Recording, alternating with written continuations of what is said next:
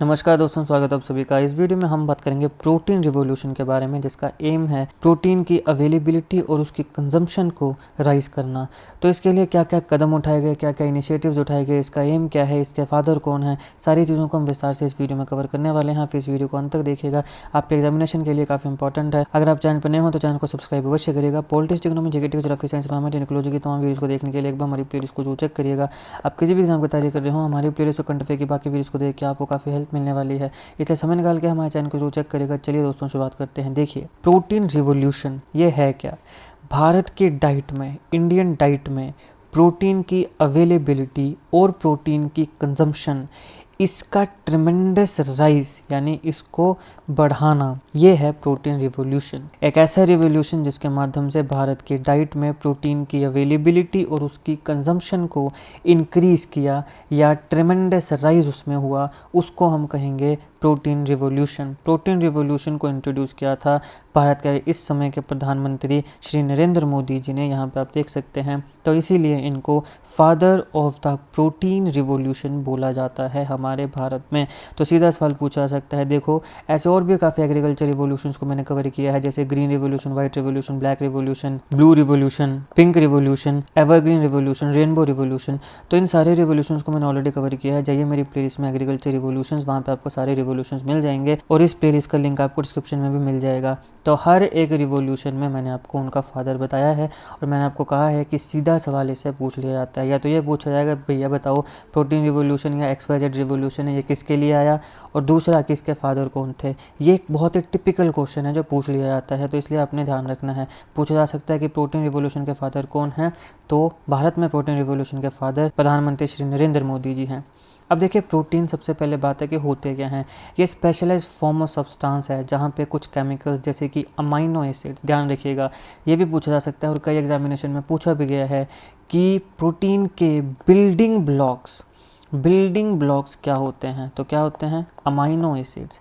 या फिर amino acids किसके बिल्डिंग ब्लॉक्स होते हैं? Amino acids are the building blocks of what? तो क्या है? प्रोटीन। तो ये आपने शब्द ध्यान में रखना है, सीधा सवाल पूछा जा सकता है कि प्रोटीन के बिल्डिंग ब्लॉक्स कौन होते हैं? Amino acids. अमाइनो एसिड्स किसके बिल्डिंग ब्लॉक होते हैं? प्रोटीन के। तो प्रोटीन जो है वो स्पेशलाइज्ड फॉर्म ऑफ सब्सटेंस है जहाँ पे कुछ chemicals, for example amino acids, carbon, nitrogen, hydrogen और ऑक्सीजन होता है। कुछ केसेस में, कुछ प्रोटीन्स में सल्फर भी होता है। प्रोटीन जो है हमारी बॉडी के जो सेल्स हैं, आप सब जानते हैं हमारी बॉडी जो है वो सेल से बनी होती है। सेल जो है वो बेसिक यूनिट है हमारी लाइफ का। सेल मिलके क्या बनाते हैं? टिश्यू बनाते हैं। इस प्रकार के बड़े बड़े टिश्यू मिलके क्या बनाते हैं? ऑर्गन बनाते हैं। ऑर्गन मिलके क्या बनाते हैं? ऑर्गन सिस्टम बनाते हैं। तो जो सेल है वो बेसिक यूनिट है हमारी लाइफ की। अब देखो, हमारी बॉडी के जो ड्राई सेल्स होते हैं उसका जो 60% है वो क्या बनाता है? प्रोटीन बनाता है। तो ये बेसिस है हमारी लाइफ का, इसलिए प्रोटीन की जो इंटेक है वो बहुत ही इंपॉर्टेंट होती है हेल्दी रहने के लिए। ड्राई सेल का 60% जो है वो क्या बनाता है? प्रोटीन बनाता है।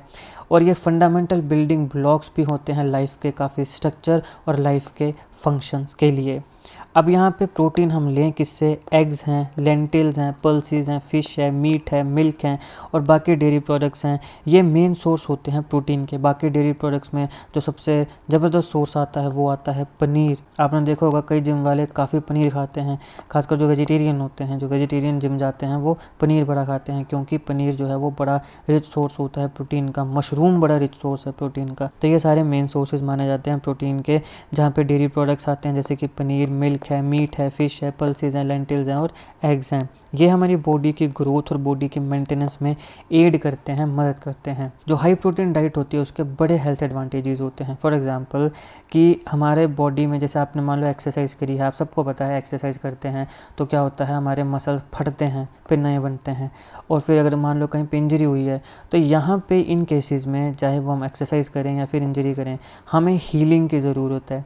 तो प्रोटीन जो है वो हीलिंग प्रोसेस को काफ़ी क्विक कर देता है। फिर आता है मसल लॉस को मिनिमाइज़ करता है। जब हाई प्रोटीन फूड खाया जाता है, हाई प्रोटीन अगर डाइट ली जाती है तो मसल लॉस भी मिनिमाइज़ हो जाता है, कम हो जाता है। मसल मास को गेन करने के लिए बड़ा इंपॉर्टेंट है कि आप प्रोटीन रिच फूड लें। किसी को सेहत बनानी है, मसल मास को इम्प्रूव करना है, गेन करना है, मसल गेन्स आपने सुना होगा, जिम वाले मसल गेन जैसी बातें करते हैं, तो उसमें क्या लेते हैं, वो प्रोटीन सरप्लस फूड लेते हैं। तो प्रोटीन जो है वो मसल मास को गेन करने के लिए भी इम्पॉर्टेंट होती है। इसके साथ साथ हमारे हेल्दी वेट को मेंटेन करने के लिए भी ये असिस्ट करता है, मदद करता है। और अगर आपने अच्छी खासी प्रोटीन डाइट ली है तो काफ़ी समय तक आपको भूख भी नहीं लगेगी। ये हंगर को भी प्रिवेंट करता है। तो अब ये जो प्रोटीन रिवोल्यूशन है, जहाँ पे हमारे इंडियन डाइट में प्रोटीन की अवेलेबिलिटी और इसकी जो कंजम्पशन है उसको ट्रमेंडस राइज जो है वो किया गया, तो इसको हमारी गवर्नमेंट जो है वो second technology driven green revolution मानती है, जो कि प्रोडक्टिविटी को इंक्रीज़ करने के लिए लाया गया। प्रधानमंत्री श्री नरेंद्र मोदी जी और हमारे यूनियन मिनिस्टर थे अरुण जेटली, अभी दुर्भाग्यवश वो इस दुनिया में नहीं है, लेकिन पहले ये हमारे मिनिस्टर रहे हैं। इन दोनों ने मिलकर 2014 से 2020 में प्रोटीन रिवोल्यूशन को लॉन्च किया था। अब देखिए यहाँ पे फार्मर्स को भी इंस्पायर किया गया, इंस्पिरेशन दी गई कि वो साइंटिफिक एग्रीकल्चर टेक्निक्स का यूज़ करें ताकि उनके लैंड की जो प्रोडक्टिविटी है उसको भी बूस्ट किया जाए और जो फूड ग्रेन्स हैं उसके आउटपुट को भी बूस्ट किया जाए। अब आप बोलेंगे कि फार्मर्स यहाँ पे कहाँ से आ गए? क्यों भैया, पल्सेस, लेंटिल्स, सारे कोई एनिमल से या मीट वगैरह खाने से ही थोड़ी ना प्रोटीन मिलेगी।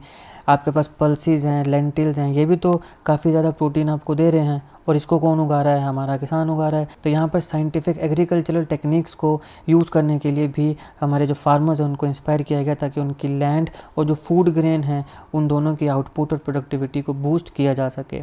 अब यहाँ पे देखिए, यहाँ पे जो किसान हैं उनको बोला गया कि आप लेंटिल्स या पल्सेस को कल्टीवेट करिए। इससे दो फायदे होंगे। पहला कि ये प्रोटीन रिच है, तो हमारी जो प्रोटीन इनटेक है, जो प्रोटीन की नीड है, ज़रूरत है, वो भी पूरी होगी। दूसरा कि प्रोटीन के लिए या फिर ये जो लेंटिल्स और पल्सेस हैं ये हम बाकी देशों से काफ़ी इंपोर्ट करते हैं, तो हमारे यहाँ पे जो लेंटिल्स का इंपोर्ट है वो भी काफ़ी कम हो जाएगा। तो इसके लिए हमने बोला कि भैया जो 1/5 लैंड है उसमें हम लेंटिल्स या पल्सेस जो हैं उसको उगाएं। अब सेंट्रल जो है वो पल्सेस की कल्टीवेशन के लिए अगर कोई एडिशनल एक्सपेंडिचर भी होता है, एक्सपेंडिचर मतलब खर्चा, अगर कोई एडिशनल खर्चा भी होता है तो उसे भी उठाने के लिए तैयार है। तो अब हम बात करते हैं कि भारत में प्रोटीन कंजम्पशन की स्थिति क्या है। देखिए, मेजॉरिटी जो भारत में प्रोटीन कंज्यूम की जाती है वो एनिमल ओरिजिन की होती है, यानी कि नॉन वेज। ठीक है, मेजॉरिटी प्रोटीन जो कंज्यूम की जाती है वो एनिमल ओरिजिन की होती है। साइजेबल प्रोटीन यहाँ पे डेयरी प्रोडक्ट्स, फिश, ये जो पल्सेस हैं वहाँ से ली जाती है। मेजॉरिटी प्रोटीन कहाँ से ली जाती है? एनिमल ओरिजिन से, मीट है, एग्स वगैरह। लेकिन जो साइजेबल परसेंटेज है वो डेयरी प्रोडक्ट से भी ली जाती है, फिश और पल्सी से भी ली जाती है, जिसकी वजह से इंडियंस जो हैं वो greatest amount of protein consume करते हैं पूरी दुनिया में। डेली एवरेज इंटेक जो है हमारे भारतीयों की वो 146 ग्राम ऑफ प्रोटीन है। 140 ग्राम प्रोटीन डेली भारतीय लोग जो हैं वो कंज्यूम करते हैं। मगर अब यहाँ पे वही बात आ जाती है अमीरी और गरीबी वाली। अब यहाँ पे देखो, हमने एक बात कही एवरेज, इस शब्द को देखो एवरेज। अब एवरेज आपने पूरे देश का तो निकाला, देश में कितनी बड़ी पॉपुलेशन है, 150 करोड़ पॉपुलेशन है। तो यहाँ पे अमीर गरीब जो है, मिडिल क्लास, सारों को हम इकट्ठा देख के एक एवरेज निकाल रहे हैं। मगर अभी भी अमीरी और गरीबी जो है वहाँ पे एक बहुत बड़ा डिफरेंस प्रोटीन इनटेक में भी आ जाता है। तो यही कारण है कि यहाँ पे माल न्यूट्रिशन जो है वो भी एक बहुत बड़ा मुद्दा भारत में बना हुआ है।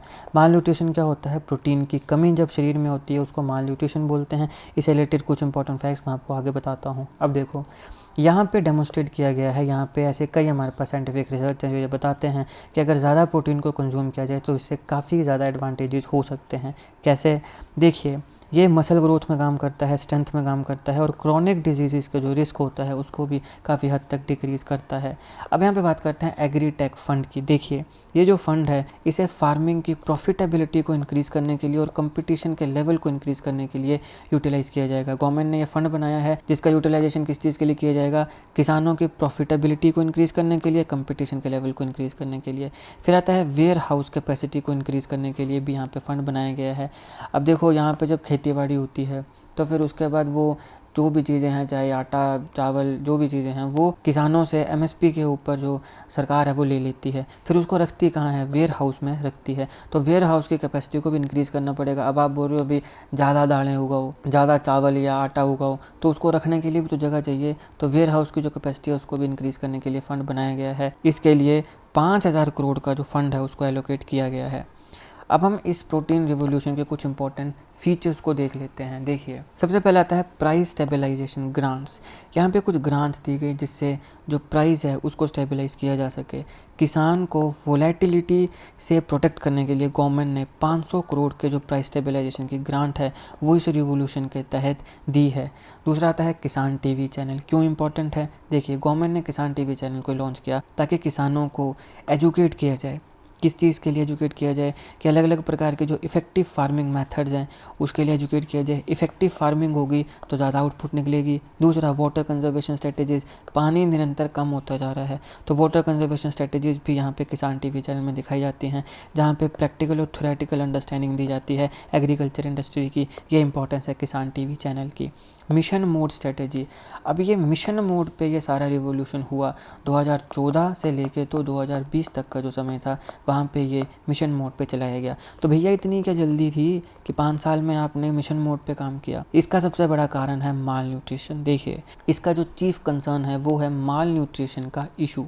अब माल न्यूट्रिशन हम किसे कहते हैं यहाँ पे ध्यान से समझिए। प्रोटीन की जब कमी हो जाती है उसको हम माल न्यूट्रिशन बोलते हैं। अब जब भी आपने माल न्यूट्रिशन शब्द को देखना है वहाँ पे आपने 2 बीमारियों को याद रखना है। वैसे तो माल न्यूट्रिशन से बहुत बीमारियाँ होती हैं, ये 2 सबसे इम्पोर्टेंट क्यों हो जाती हैं? क्योंकि इनका जिक्र हमारी जो NCERT की किताब है इसमें दिया गया है। तो कोई भी चीज़ जो NCERT में दी गई है वो आपके लिए इम्पोर्टेंट बन जाती है, चाहे आप नीट के एग्ज़ाम की तैयारी कर रहे हों, चाहे आप UPSC की, चाहे क्लर्क की, चाहे किसी भी एग्ज़ाम की। अगर NCERT में कोई चीज़ दी है तो वो आपके लिए इम्पॉर्टेंट है, वो दिमाग में छप जानी चाहिए। तो माल न्यूट्रिशन से रिलेटेड 2 बीमारियाँ ये ध्यान में रखनी है।